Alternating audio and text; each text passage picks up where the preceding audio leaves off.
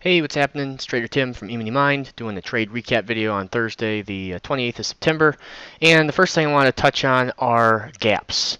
So, coincidentally, it seems like every time we talk about a specific idea or scenario, at least as of lately, it has backed itself up or presented itself later in the week. So earlier this week, we were talking about what to do if the market sold off, formed a hammer, and then either gapped up or broke the high of that hammer. And that's what we had this morning. We have the hammer from yesterday, Wednesday, and then we had a little bit of a gap down, but the critical piece here is moving above the high of the hammer, or the high of the low bar. For any of you that are trading the 1 minute high low bar, low high bar strategy, it's the same thing. If you were to hide the x-axis, this time frame could be a daily chart, it could be a 1 minute chart, it could be an hourly chart.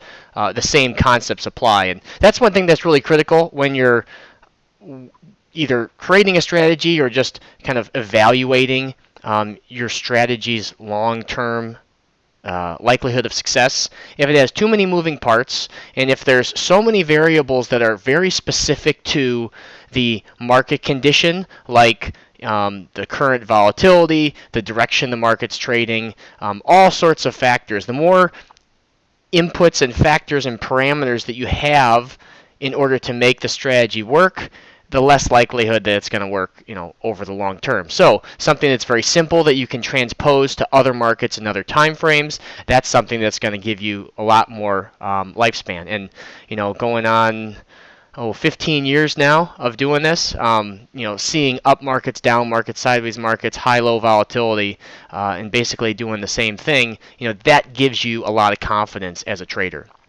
So when you have a situation where the market is pulling back, moving down, and then you gap up at lows, that is a gap that you want to buy. So like back here, for example, we moved down, and then we had a small gap up on this open.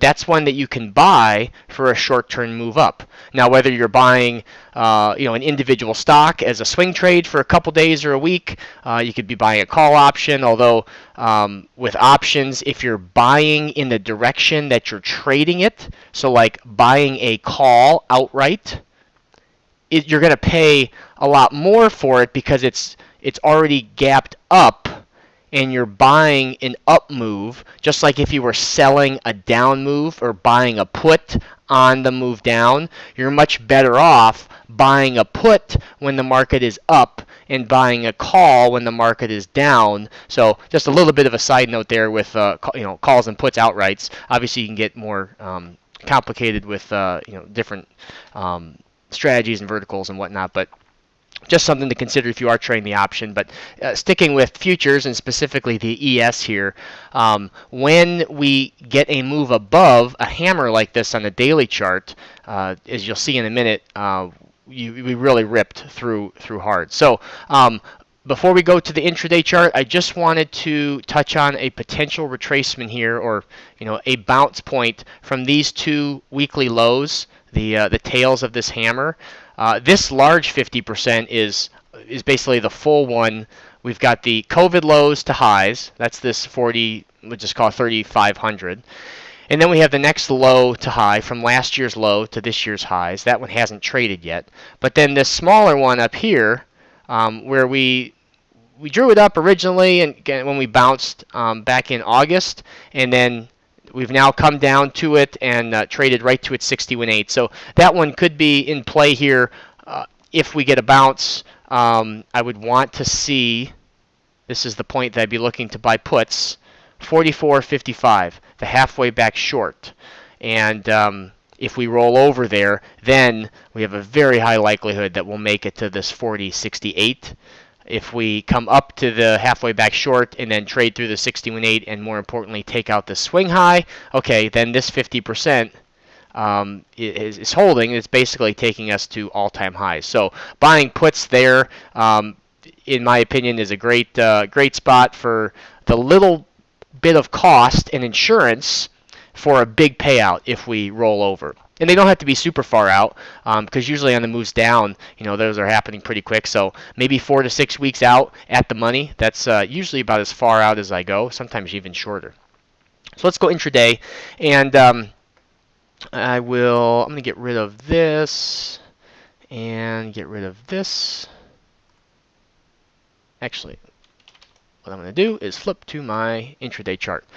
So this white gray line here is yesterday's high, and you can see this morning, this is a 15-minute chart, we opened up, didn't quite fill the gap on the first 15-minute. It was a little bit messy here. We came up to the top of the 30-minute range and then rolled over pretty deep into the 30-minute range. The 30-minute range is right here. So you can see this tail of the hammer came almost down, 2/3 of the way back down, 3/4 of the way back down towards lows. But seeing that this, and we had already filled the gap at that point up here. That was right at the top of the 30-minute range. Just after the 30-minute high, we filled that gap. And then with yesterday's high, the hammer being so close, the expectation was if we can reach this, we should be able to break it and punch through really quickly. And that's exactly what happened. We also had a 15-minute opening range breakout trigger to the long side, and I had to go back through my trade log because this is the at least for the last handful of years here, this is the first time where I have had a 15-minute get a plus 20 points Monday, Tuesday, Wednesday, Thursday. And if we can do it tomorrow on Friday, I don't know, we're going to have to come up with some name for it and celebrate. So we've had 4 plus 20 pointers on the 15-minute opening range breakout this week, back to back to back to back, which is cool.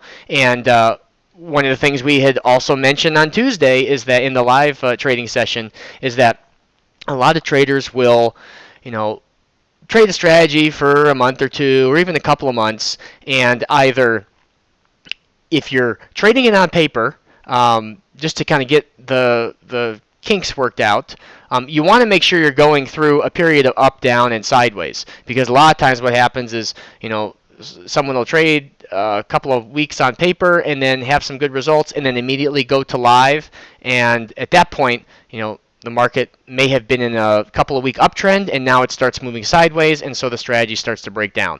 Or they'll trade it for a while, and then they'll go through a doldrum or a drawdown period, and then they'll just bail. And you need to kind of have a set duration or some sort of parameters of, okay, I need to get through an up, down, and a sideways market in order to really evaluate the numbers, the strategy. You need a big data set.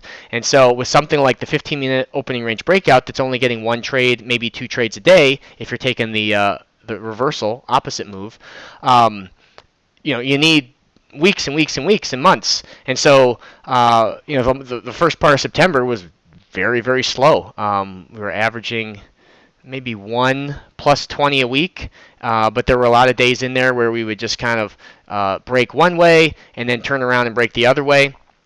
And the ranges were smaller, but still, you take a minus 8 points, and then the next day you have a minus 9 points, and then you have a plus 20, and you're basically back to break even. So there were a handful of weeks there, a few down weeks and a few flat weeks. But the idea is, you don't want to just throw in the towel based on your emotional response to, oh, well, it's been a couple of bad weeks. Well, there's 52 weeks out of the year. You're probably trading 45 of them at least, and so a couple of weeks is a very small percentage. So for those that have stuck with August and September when it was pretty slow just across the board, not just for the 15-minute, good job, because this week it's already, even if you're only trading 1 contract, that's 80 points just with 4 trades. So pretty sweet. There wasn't a whole lot of retracements today because we ended up doing these V reversals. And another thing we talked about on Tuesday, actually, but you can see here on the 512 tick chart, just this giant V. And we come down, and we trade at the 50%, and we turn around and rip. There's no And when I say trade at the 50%, that's the larger one over here. The full halfway back for the morning was this 43.1350, and there's no retracement on the 512 coming off of that. And so that's where you can turn to the 1-minute chart to get in some of these moves. This particular one had a fairly large 1-minute candle, so and the candle itself was a little bit, like the top of the candle was pretty far away from the 50%, so I didn't take that one.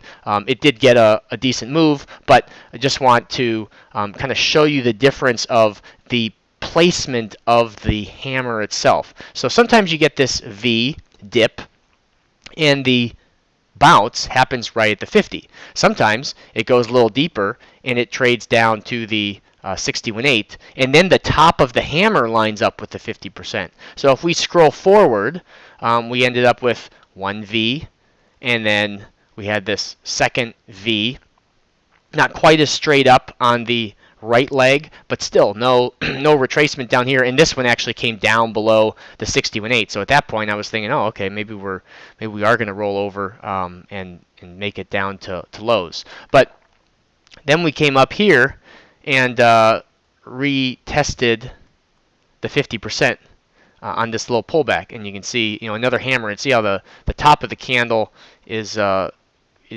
closer to the 50% than up here. And the other thing about this candle, it's 5.5 points. That's getting pretty big. This candle over here is 2 3/4 points. That's more in line with the size of the candles that we were seeing for today. The bigger candles on the day were 5 and 6 points, closer to 7 points, a couple of them. But by and large, 2 to 3 points was the main candle size. So this one, even though we came down and broke the 61.8, if you were trying to get into a long with the kind of a little bit anticipating the breakout of yesterday's high above the hammer, then that is a place to do it. You could also come in here when we broke the high. So this white line here is the high of the of yesterday, and then once you break out, just take the next retracement. That's fine. That one came down, and then you can just trail swing lows on the way up. So there's the anticipatory entry before we make the breakout, and then there's the early entry right as or at the breakout, or just above the breakout. Both of those are fine when you have made a pullback on the daily chart like this. So that's another good example of using the larger time frame to establish your support and resistance levels, and then coming into the smaller time frame to place your entries, whether it's a 512 tick chart or the 1-minute chart. Both of those are really good ones to work off of. So you hear a lot about being disciplined and patience and all this stuff as far as like qualities that good traders need, and those are all great and important, but I think the most important one is just persistence and like sticking with it. If you look at any of the if you look at all kinds of different businesses, sometimes they might seem like they're an overnight success, but really it's years and years and years of work. And one that comes to mind is the Culvers, and Craig Culver had he was at it for over a decade, and they just weren't really getting any traction, and they were losing money year after year, and had some shining moments, but then kind of would flounder a little bit. And so it was a good decade before Culver's really took off. And they thought about quitting and closing and going doing something else, but they stuck with it. They were persistent, and now look, Culver's is all over the place, and they're doing very well. So if you can find a way to build trading into your lifestyle so that you can do it for the long run, it doesn't have to take 10 years before you see success. But the moral of that story is you need to be in it for the long run if you want to be there for the long term and have success over the long term. You can't just go into it thinking, well, I'm going to do this for 2 weeks, everything's going to click, and then I'm going to make a whole bunch of money in week 3.